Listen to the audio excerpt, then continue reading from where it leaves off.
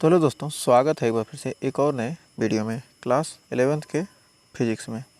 तो हमने 2 पार्ट पढ़ लिया है। तो दूसरे पार्ट में कुछ न्यूमेरिकल हैं। दूसरा पार्ट हमारा क्या था, मापन तथा मात्रक। तो इसके कुछ न्यूमेरिकल आइए देखते हैं।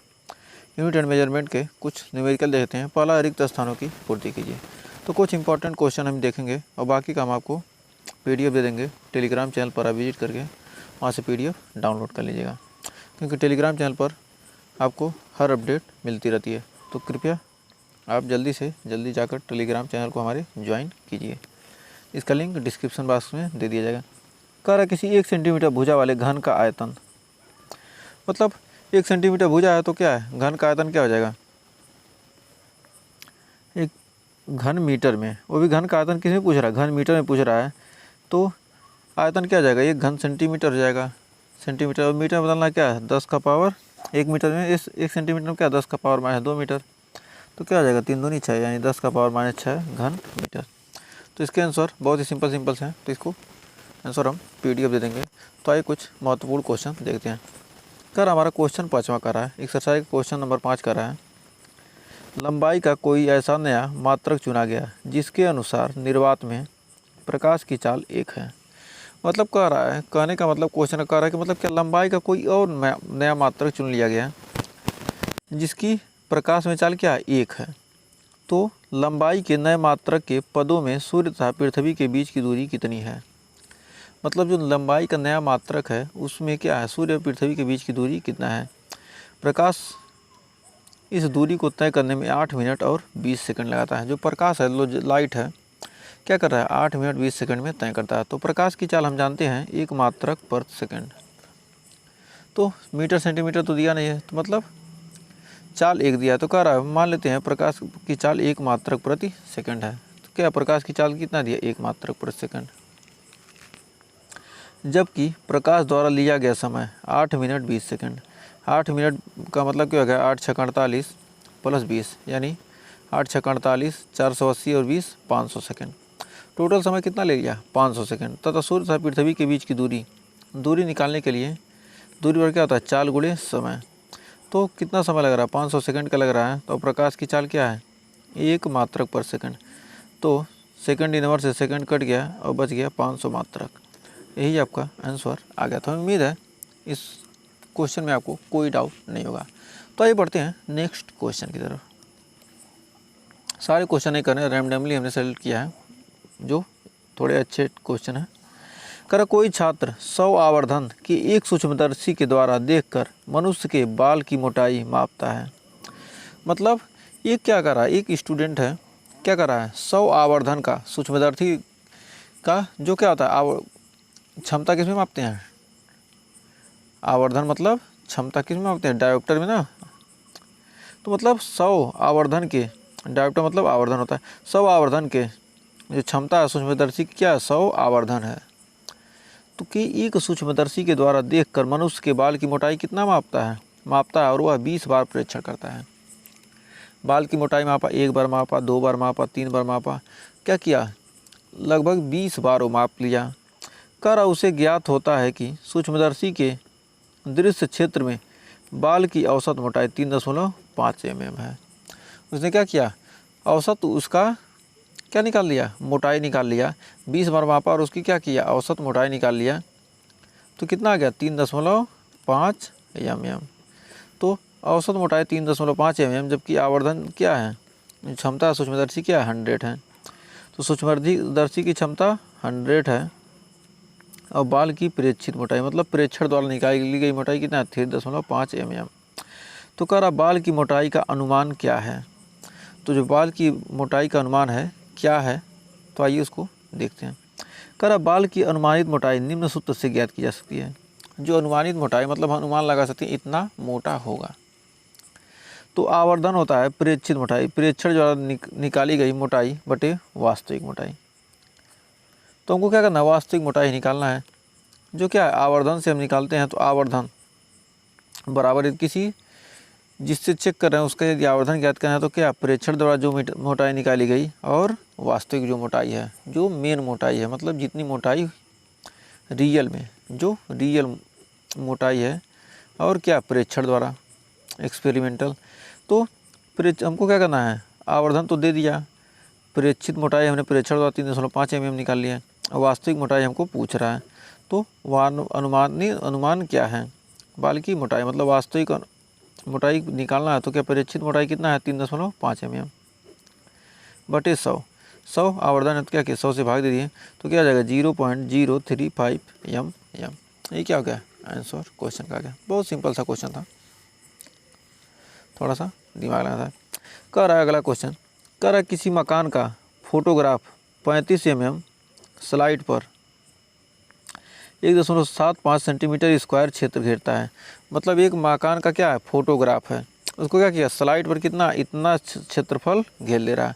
उसको क्या करना स्लाइड कर देना। तो स्लाइड को किसी स्क्रीन पर प्रक्षेपित किया था, जो स्लाइड था उसको क्या किया किसी स्क्रीन पर क्या कर दिया ऐसे प्रक्षेपित कर दिया गया। तो स्क्रीन का मकान का क्षेत्रफल, स्क्रीन पर मकान का क्षेत्रफल कितना आ गया, मतलब ये टोटल एरिया कितना आ गया 1.5 मीटर स्क्वायर है।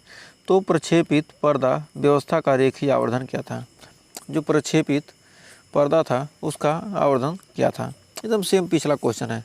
तो स्लाइड पर मकान का क्षेत्रफल कितना है 1.75 सेंटीमीटर स्क्वायर, यानी इसको मीटर में बदल लेते हैं, सभी को मीटर में चेंज कर लेते हैं। फिर कह रहा है स्क्रीन पर मकान के प्रतिबिंब का क्षेत्रफल, स्क्रीन पर मकान के प्रतिबिंब का क्षेत्रफल कितना था 1.5 मीटर स्क्वायर।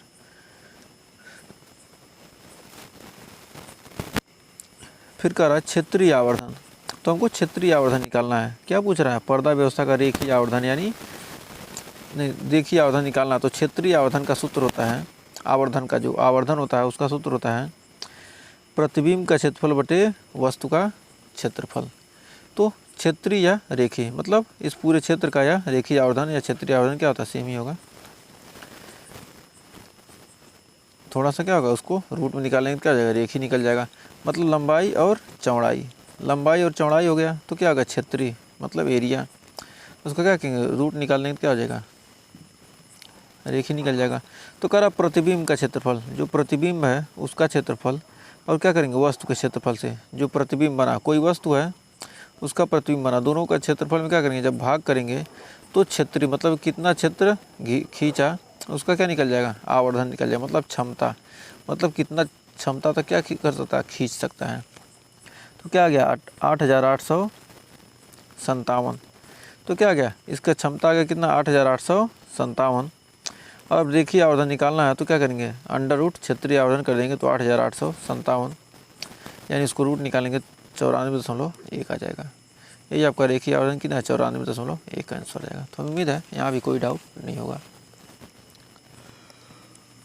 अब अगला क्वेश्चन कर रहा है सार्थक अंक से। हमने सार्थक अंक पढ़ा ही था, तो ये सार्थक अंक का क्वेश्चन देख लेते हैं। तो सार्थक अंक कह रहा इसमें कह रहा 0.007 मीटर स्क्वायर में कितने सार्थक अंक हैं। तो दी गई राशियों में सार्थक अंकों की संख्या नीचे दी गई।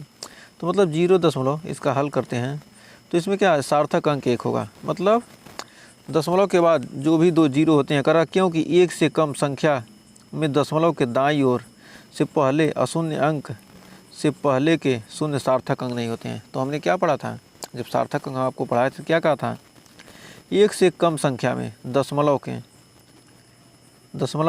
दाएं तरफ, दशमलव के दाएं तरफ मतलब 1 से कम संख्या में दशमलव के दाएं ओर के पहले, दाईं ओर के दशमलव के दाईं ओर के पहले अशून्य अंक से पहले के शून्य सार्थक अंक नहीं होते हैं। तो क्या होंगे उसके पहले के अंक क्या होंगे सार्थक अंक नहीं होंगे। तो ये दोनों जीरो क्या होंगे सार्थक अंक नहीं होंगे। तो इसमें सार्थक अंक की संख्या कितना है 1 है। यदि अशून्य अंक क्या है अशून्य अंक से पहले के शून्य सार्थक अंक नहीं होते हैं। अशून्य अंक जो अशून्य अंक है क्या 7 है, इसके पहले के जितने भी जीरो होंगे दशमलव के दाईं ओर के पहले, दशमलव के दाईं ओर गए उसके पहले क्या है अशून्य अंक से पहले के शून्य सार्थक अंक नहीं होते हैं। तो सार्थक अंक नहीं होंगे, शून्य सार्थक अंक नहीं होंगे तो क्या हो जाएगा इसमें 1 ही सार्थक अंक हो जाएगा पहल का में। फिर ये दूसरा में कह रहा है 2.64 × 10⁻24 में सार्थक अंक 3 है।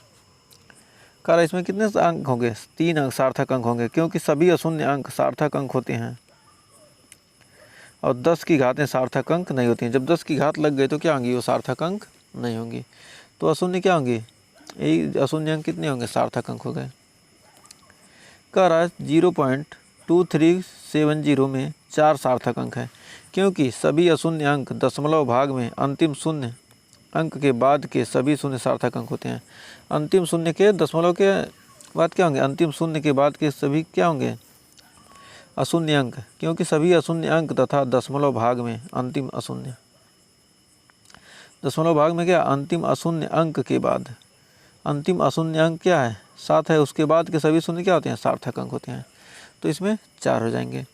जैसे मतलब कह रहा है कि 3.057 दे दिया, तो मतलब अशून्य अंक ये है ना, तो इसके पहले के 0 क्या होंगे, सार्थक नहीं होंगे, लेकिन इसके बाद के अंक क्या होंगे, सार्थक अंक होंगे। यही कहने का मतलब था। तो उम्मीद है ये डाउट आपका क्लियर हो गया होगा। हमने क्या किया था, जब पढ़ा था, आप एक बार सार्थक अंक का वीडियो देख लीजिएगा, अच्छे से क्लियर हो जाएगा। तो कह रहा 6.032 में 4 सार्थक अंक होंगे। कैसे होंगे, कह रहा है क्योंकि सभी अशून्य अंक तथा 2 अशून्य अंकों के बीच के सभी शून्य सार्थक अंक होते हैं। 2 अशून्य अंक हैं, 1 2, ये क्या है, दोनों अशून्य अंक हैं, तो हमने थोड़ा सा ध्यान नहीं दिया था। ये 3.05, ये 2 अशून्य अंकों के बीच के क्या होंगे, सभी अंक क्या होंगे, सार्थक अंक होते हैं। यदि यहाँ क्या होता, शून्य होता है, दशमलव के बाएं तरफ क्या हो, दशमलव के बाएं तरफ शून्य है, तो क्या है, कह रहा है मतलब कह रहा है क्योंकि सभी अशून्य अंक तथा 2 अशून्य अंकों के बीच के सभी शून्य सार्थक अंक होते हैं। जैसे क्या, सी में क्या, अंतिम अशून्य अंक से पहले के अंक के शून्य क्या होते हैं, सार्थक अंक होते हैं। फिर इसमें भी, इसमें क्या है, इसमें 4 सार्थक अंक, 1 2 3 4, क्योंकि क्या है, यहाँ अशून्य अंक है, ये शून्य है, तो शून्य के बाएं तरफ क्या, दशमलव के बाएं तरफ क्या होंगे, सारे अशून्य शून्य क्या होंगे, सार्थक अंक नहीं होंगे, तो क्या होंगे, ये चारों सार्थक अंक होंगे। मतलब 2 अशून्य संख्याओं के बीच के अंक क्या होते हैं, सार्थक होते हैं।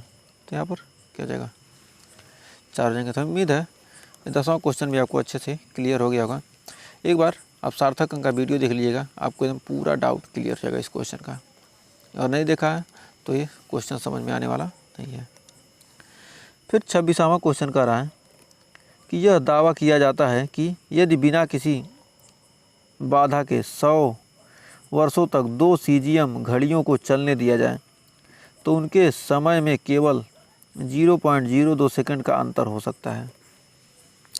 मतलब क्या कर रहा है, 100 वर्षों तक बिना रोके क्या किया जाए, 100 वर्षों तक क्या किया जाता है, 2 सीजियम की घड़ियों को चलाया जाए तो 0.02 सेकंड का अंतर हो सकता है।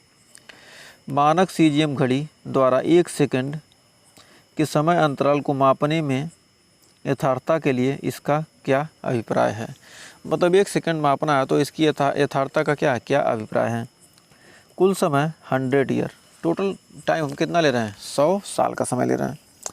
तो टोटल समय कितना लग रहा है, 100 साल। तो 100 साल में कितने होंगे, एक साल में 365 चाहिए, 1/4,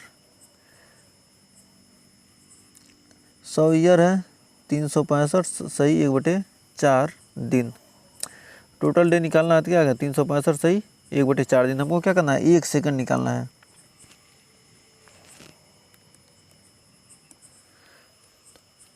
तो हम समझ लेते हैं 365 सही 1/4 दिन।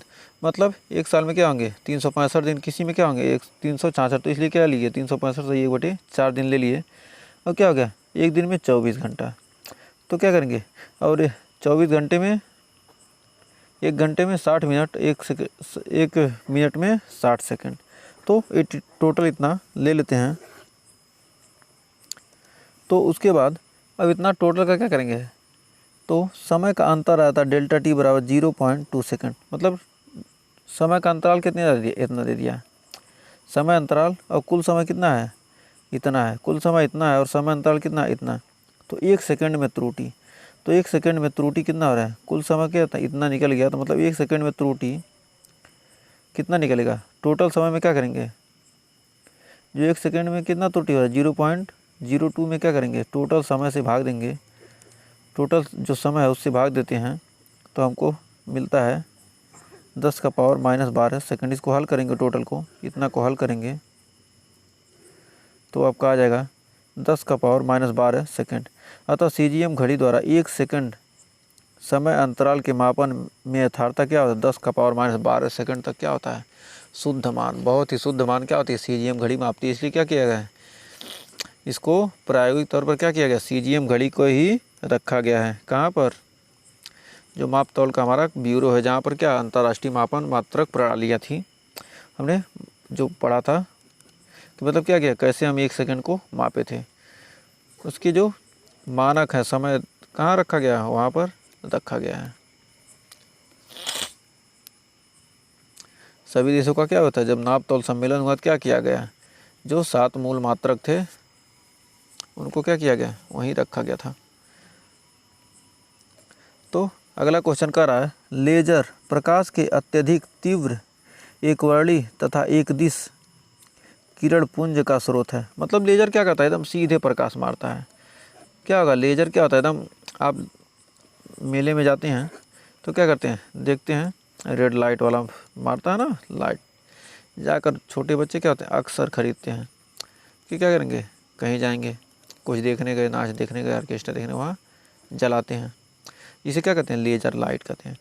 तो वही कर रहा है, मतलब लेजर क्या होता है, एकदम सीधा मारता है फोकस, और क्या होता है बहुत दूरी तक। कर एक दिशी किरण पुंज है, स्रोत है, मतलब एक ही दिशा में वह लाइट जाता है उसका। लेजर के इस गुण का लंबी दूरी मापने में उपयोग किया जाता है।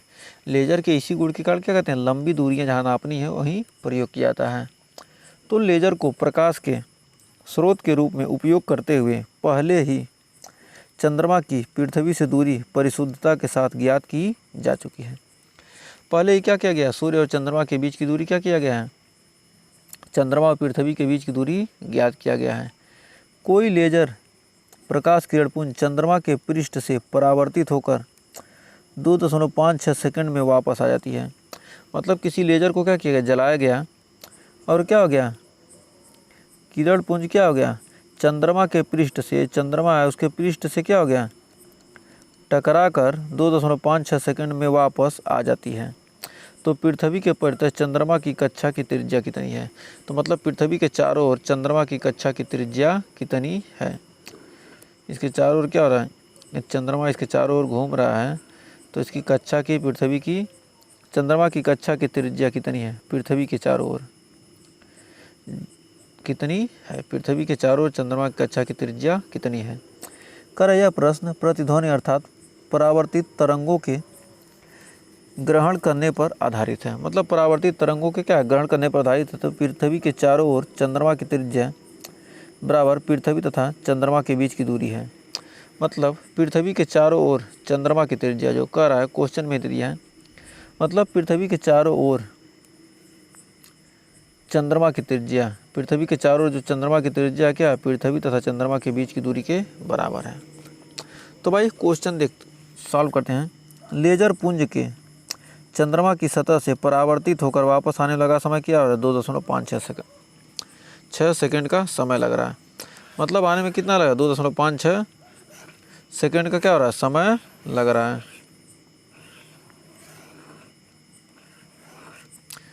तो यहाँ तक समय लग रहा है, अब क्लियर हो गया थोड़ा। तो जब समय लग रहा है इतना हो, वापस आने में लगा समय, तो टी बराबर इतना लग गया। तो लेजर पुंज द्वारा चंद्रमा तक पृथ्वी के पहुँचने पे समय लगेगा, मतलब T/2, मतलब आने में, वापस आने में इतना समय लग रहा है, तो लेजर पुंज द्वारा चंद्रमा तक पहुंचने में लगा समय उसका आधा ही लगेगा ना। तो आ गया 1.28 सेकंड। जाने का समय, आने का समय क्या होता है, T/2। तो लेजर पुंज तो आने में क्या हो रहा है, यहाँ से गया और जाकर फिर वापस आया, तो वही तो कह रहा है। मतलब लेजर पुंज टकरा कर आने में कितना लगा, 2.56 सेकंड का समय लगा। तो मतलब जितना जाने में लगा उतना ही जाने में लगा होगा। तो क्या होगा, कह रहा है लेजर पुंज द्वारा चंद्रमा तक पहुंचने में लगा समय 1.28 सेकंड। और लेजर पुंज की चाल, प्रकाश की चाल, क्या लेजर पुंज की जो चाल होगी वह क्या होगी, प्रकाश की चाल। तो वह क्या है, लेजर क्या एक प्रकार का लाइट ही तो है। तो लेजर की चाल क्या है, प्रकाश की चाल के बराबर हो गई, यानी 3×10⁸ मीटर प्रति सेकंड। तो चंद्रमा की पृथ्वी से दूरी, दूरी बराबर चाल गुणे समय, चाल c है और समय t है। तो 3×10⁸ और समय कितना लगा, 1.28 सेकंड। तो क्या होगा, 1.28 में क्या करेंगे, 3 से गुणा करेंगे तो 3.84 गुणे 10 का पावर 8 मीटर, और 3.84 गुणे 10 का पावर 1 किलोमीटर बदलते हैं तो 5 हो जाएगा। अब पृथ्वी के चारों ओर चंद्रमा की कक्षा की त्रिज्या 3.84 गुणे 10 का पावर 5 किलोमीटर, यही आपका राइट आंसर हो जाएगा। कितना सिंपल सा क्वेश्चन था, इतना लंबा चौड़ा लिखा। क्वेश्चन को देखकर पहले डरिए मत, क्वेश्चन को देखकर आप क्या होते हैं, लंबा को चौड़ा क्वेश्चन देखेंगे और क्या हो जाएंगे, डर जाएंगे। और खोदा पहाड़ निकली चूहिया, क्वेश्चन इतना आसान और देखने में लग रहा था कितना घुमा फिरा कर दिया और सीधा लग गया। तो क्वेश्चन ऐसे ही क्या होते हैं, क्वेश्चन बहुत ज़्यादा कठिन आपके फिजिक्स में नहीं देते हैं, सिंपल से ही क्वेश्चन देते हैं। तो अगला क्वेश्चन है, कह रहा है जल के नीचे वस्तुओं को ढूंढने व उनके स्थान का पता लगाने के लिए सोनार में पराश्रव्य तरंगों का प्रयोग किया जाता है। सोनार में क्या कहता है, पराश्रव्य तरंगों का प्रयोग किया जाता है। कोई पनडुब्बी सोनार से सुसज्जित है, कोई पनडुब्बी है, पनडुब्बी क्या होता है, पनडुब्बी में क्या होते हैं, सोनार लगे होते हैं। अब क्या करते हैं, तरंगों को भेजते हैं, पराश्रव्य तरंगों को भेजते हैं और क्या होती है, उससे पता करते हैं मतलब कितना दूरी तक है। कोई पनडुब्बी सोनार से सुसज्जित है। सोनार क्या गया, उसमें लगा दिया गया है, किसके लिए, कम्युनिकेशन के लिए, गहराई पता लगाने के लिए। इसके द्वारा जनित अनुवंशिक तरंग और शत्रु की पनडुब्बी से परावर्तित इसकी प्रतिध्वनि की प्राप्ति के बीच काल विलंब 77 सेकंड है। मतलब क्या हो रहा है कि मतलब कोई पनडुब्बी जा रही है, वो क्या करते हैं, और यहाँ पर क्या है, सोनार ऊपर चल रहा है और क्या है, पानी पनडुब्बी जा रही है। कोई दुश्मन जहाज की क्या है, जहाज जा रहा है या पनडुब्बी जा रही है, मतलब पानी में डूब कर तो पनडुब्बी जाएगी ना, जा रही क्या है, उसका पता लगाने में क्या होता है, ये 77 सेकंड का विलंब लगता है। बताने में क्या लगता है, 77 सेकंड का विलंब होता है। शत्रु की पनडुब्बी कितनी दूर है, तो पूछ रहा है कि शत्रु कितनी दूर पर है, और जल में ध्वनि की चाल होती है 1450 मीटर प्रति सेकंड। और जल में कह रहा है कि मतलब जो ध्वनि है उसकी चाल कितना है, 1450 मीटर प्रति सेकंड। तो आइए इसका सॉल्यूशन देखते हैं। हमने पहले से सॉल्यूशन इसलिए लिख दिया था जिससे आपको क्या हो, जल्द से जल्द हम कम समय में आपको समझा सकें, और जब तक लिखेंगे उतना टाइम में आप समझ ले रहे हैं। तो लिखने में ज़्यादा समय बर्बाद ना हो, इसलिए क्या है, कम समय में आप ज़्यादा से ज़्यादा देख सकें वीडियो, क्योंकि आप भी लंबा वीडियो देखना पसंद नहीं करते, इसलिए क्या है, हम छोटे छोटे पार्ट करके बना रहे हैं। ना तो एक ही दिन में एक चैप्टर 3-4 घंटे का वीडियो बनाए थे, एक ही चैप्टर ख़त्म हो जाता, 4-4, 5-5 घंटे, 6-6 घंटे का जो भी होगा। तो कह रहा है तरंग उत्पन्न करने तथा उसके प्रतिध्वनि प्राप्त होने के बीच का समय अंतर क्या है, 77 सेकंड। मतलब तरंग उत्पन्न हुआ और प्रतिध्वनि हमको क्या हुई, प्राप्त हुई। तरंग उत्पन्न हुआ और वापस आया, हमको टोटल समय कितना लग गया, 77 सेकंड का। मतलब समय अंतर क्या है, 77 सेकंड है। कर उत्पन्न की गई तरंग पानी में गति करते हुए पानी के अंदर उपस्थित वस्तु से टकराती है। पानी में क्या है, गति करते हुए गई और क्या हुई, पानी में जो उपस्थित है क्या है, पनडुब्बी थी दुश्मन जहाज की या कोई भी वस्तु थी, वस्तु से टकराने के बाद ये तरंगें परावर्तित हो जाती हैं और तरंग उत्पन्न करने तथा उसकी प्रतिध्वनि प्राप्त होने के बीच का समय 2 गुणे तरंग द्वारा शत्रु की पनडुब्बी तक पहुंचने में लगा समय। मतलब 2 गुणे तरंग द्वारा क्या हुआ, शत्रु की पनडुब्बी तक पहुंचने में लगा समय। तो जो बीच का समय हो गया 2 गुणे तरंग द्वारा पहुंचने में लगा समय। तो कर तरंग को शत्रु की पनडुब्बी तक पहुंचने में लगा समय क्या हो जाएगा, T बराबर T/2। मतलब आधा इस तो समय लगेगा। मतलब क्या हो गया, पनडुब्बी वहाँ से आया चल के, तो क्या होगा, हमको आधा ही समय तो लगेगा। मान लीजिए आपको यहाँ जाना है, यहाँ से यहाँ गए फिर यहाँ आ गए, कहा कि आपको 2 मिनट का समय लगा, तो मतलब गए 1 मिनट जाने में लगा, 1 मिनट आने में लगा, ये तो दोनों समय दे रहा है ना। तो यहाँ पर भी वही था। तो शत्रु की पनडुब्बी तक यहाँ से, मतलब यहाँ से पनडुब्बी तक पहुँचा कितना, T/2। मतलब टोटल समय कितना, 77 सेकंड। तो क्या हो गया, 38.5 सेकंड। कह रहा ध्वनि की चाल 1450 मीटर प्रति सेकंड। तो शत्रु की पनडुब्बी की दूरी D बराबर V/T। एकदम सेम पिछला क्वेश्चन था, इसमें भी खोदा पहाड़ निकली चूहिया। तो क्या है, V/T 1450 गुणे 38.5। तो इसमें दोनों का गुणा करेंगे कितना आ जाएगा, 55.825 किलोमीटर। यही आपका राइट आंसर हो जाएगा। तो उम्मीद है इस क्वेश्चन में भी आपको कोई डाउट नहीं होगा और क्वेश्चन अच्छे से क्लियर हो गया होगा। तो तो बढ़ते हैं नेक्स्ट क्वेश्चन की तरफ।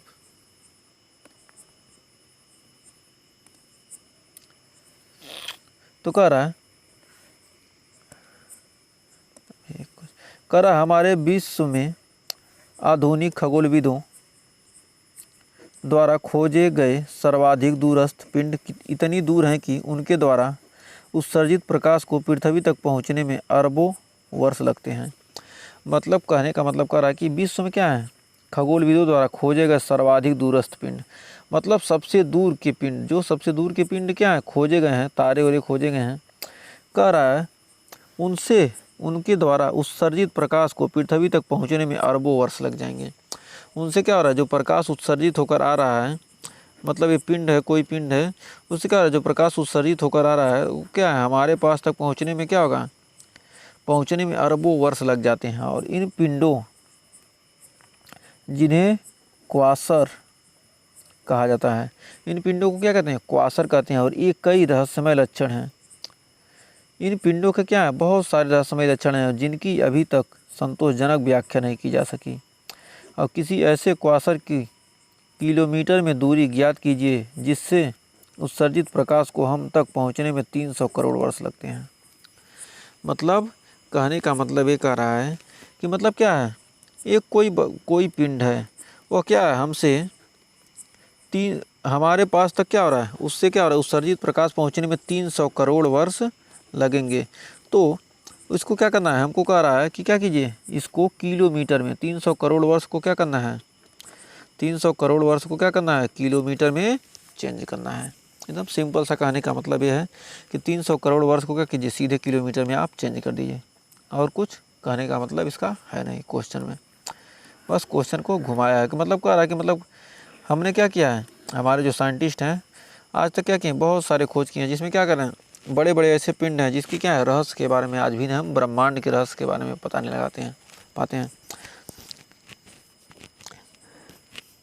अभी चंद्रयान 3 भेजा ही गया है चंद्रमा पर पता लगाने के लिए क्या है कैसे है, 2 बार फेल हो चुका है मिशन, तो तीसरी बार भी फिर चंद्रयान 3 भेजा गया। चंद्रयान 1 गया, 2 गया, 2 में भी कुछ कमी आ गई, फर्स्ट में भी कुछ कमी आ गई। तो इस तरह क्या होते हैं, रहस्य का पता लगाया जा रहा है, लेकिन क्या हो रहा है, बहुत सारे रहस्य क्या हैं अभी तक छुपे हुए हैं।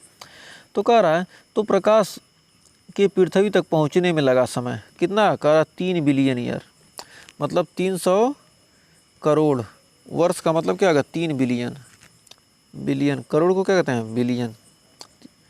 तो 3 बिलियन वर्ष लग गया। तो 1 बिलियन में कितने होते हैं, 10 का पावर 9, 1 बिलियन में क्या होगा, 10 का पावर 9, 3 बिलियन ईयर क्या होगा, 3 गुणे 10 का पावर 9 ईयर के बराबर हो जाएगा। तो एक साल में 365 दिन क्या होगा, एक साल में 365 दिन और एक दिन में 24 घंटे और 24 घंटे में क्या होंगे, 1 घंटे में 60 मिनट और 1 मिनट में 60 सेकंड। तो क्या निकल गया हमको, तो क्या निकल गया, समय निकल गया। अब समय हमको इतना मिल गया, इतना समय हमको मिल गया। अब समय निकाल लिए, अब हमको क्या कहा, प्रकाश की चाल, मतलब वहाँ से क्या आएगी, प्रकाश ही तो आएगी। प्रकाश को क्या कर रहा है, उत्सर्जित प्रकाश का है। तो प्रकाश को आने में प्रकाश की चाल क्या होती है, 3 गुणे 10 का पावर 8 मीटर प्रति सेकंड। तो क्वासर की पृथ्वी से दूरी निकालना है, तो दूरी बराबर होता है चाल गुणे समय। चाल क्या है, 3 गुणे 10 का पावर 8 मीटर प्रति सेकंड, और समय t बराबर इतना है, और टोटल का गुणा करेंगे तो आ जाएगा 2.84 गुणे 10 का पावर 22 किलोमीटर। तो ये आपका आंसर आ जाएगा। उम्मीद है इस क्वेश्चन में आपको कोई डाउट ना होगा, ये भी सिंपल सा पिछले क्वेश्चन की तरह ही था। तो बस सारे क्वेश्चन क्या हैं, देखिए एक से सभी क्या हैं, एक दूसरे से क्या है, रिलेटेड क्वेश्चन ही हैं। तो सारे क्वेश्चन लगभग आसान ही जो भी दिया है, सारे क्या है आसान ही क्वेश्चन दिया है। तो उम्मीद है सारे क्वेश्चन आपको अच्छे लग रहे होंगे, वीडियो भी पसंद आ रही होगी। अगर आपने अभी तक वीडियो देखा है तो आप पढ़ने के इच्छुक हैं, पढ़ना चाहते हैं, कुछ सीखना चाहते हैं, तभी तो आपने यहाँ तक वीडियो देखा है। तो आगे देखिए, बहुत ही बेहतरीन क्वेश्चन कर रहा। यह एक विख्यात तथ्य है कि पूर्ण सूर्य ग्रहण की अवधि में चंद्रमा की चक्रिका सूर्य की चक्रिका को पूरी तरह ढक लेता है।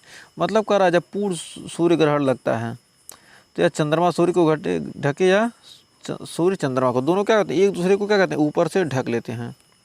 चक्रिका मतलब क्या है, चारों तरफ क्या ऐसे चक्री बनाया तो क्या दोनों क्या एक दूसरे को ढक लेता है। इस तथ्य और उदाहरण 3 और 4 से एकत्र सूचनाओं के आधार पर चंद्रमा का लगभग व्यास ज्ञात कीजिए।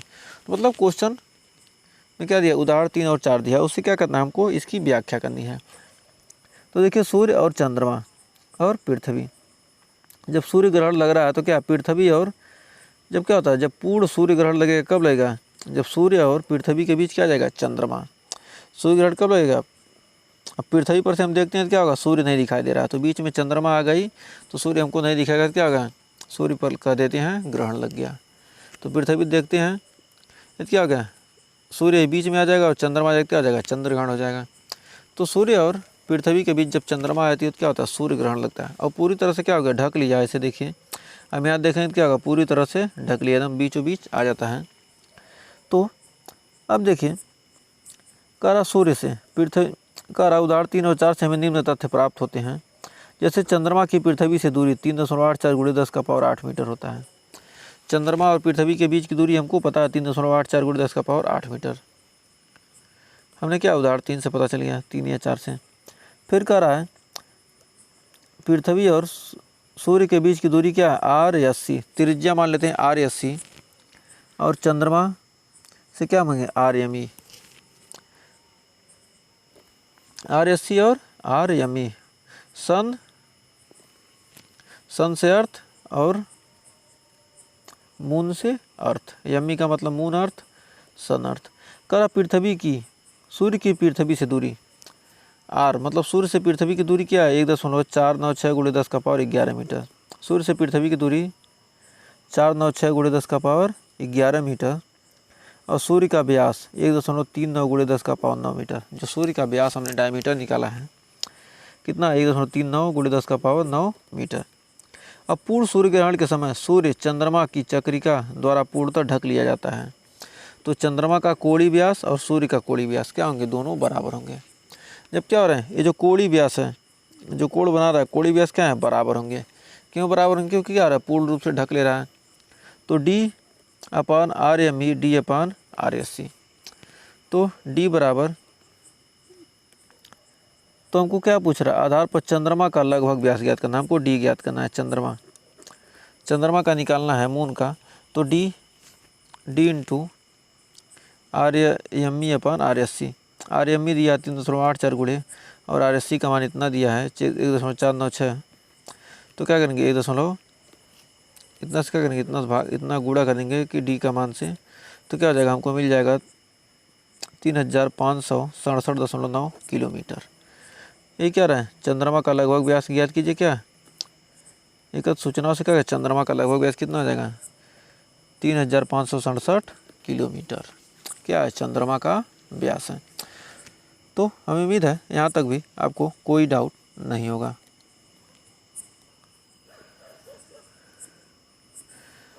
तो इसके आगे कुछ बीमी सूत्र देख लेते हैं।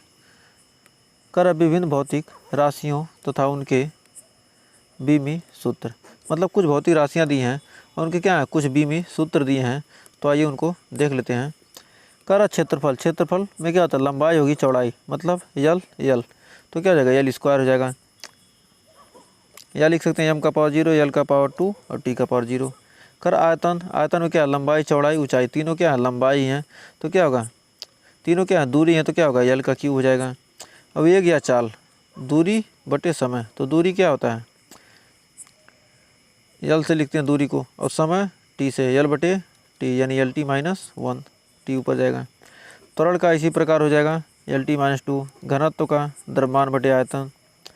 बल या तनाव द्रव्यमान गुणे त्वरण। कार्य या गतिज ऊर्जा बल गुणे विस्थापन। शक्ति का कार्य समय mL/T। ये सब बीमाएँ हैं, ये क्या है, ये सब बीमाएँ हैं, और इन सब सूत्र के बारे में क्या करेंगे, हम पूरे चैप्टर में पढ़ने वाले हैं। सारे चैप्टर की क्या की है, यहाँ पर बीमाएँ हमने एक जगह क्या किया, आपको इकट्ठा दे दिया है। इसका स्क्रीनशॉट ले लीजिएगा, और मैंने क्या टेलीग्राम पर भी इसको शेयर कर दिया है, तो आप इसका स्क्रीनशॉट ले सकते हैं। तो हमें उम्मीद है ये सारे दूसरा चैप्टर आपको अच्छे से क्लियर हो गया, दूसरे चैप्टर के सारे पार्ट आपको आपने देख भी लिए होंगे। सारे पार्ट देखे नहीं हैं तो आप प्लेलिस्ट में विजिट करके देख लीजिए। 1 शॉट का हम वीडियो डाल देंगे, सारे चैप्टर को एक साथ, सारे पार्ट को एक साथ भी मिक्स करके डाल देंगे। तो अगर वीडियो पसंद आए तो वीडियो को लाइक शेयर कीजिएगा, और आपको लगता है थोड़ा भी मेहनत मैंने किया है तो चैनल को सब्सक्राइब जरूर कीजिएगा। तो आज के लिए बस इतना ही, मिलते हैं नेक्स्ट वीडियो में, तब तक के लिए टेक केयर।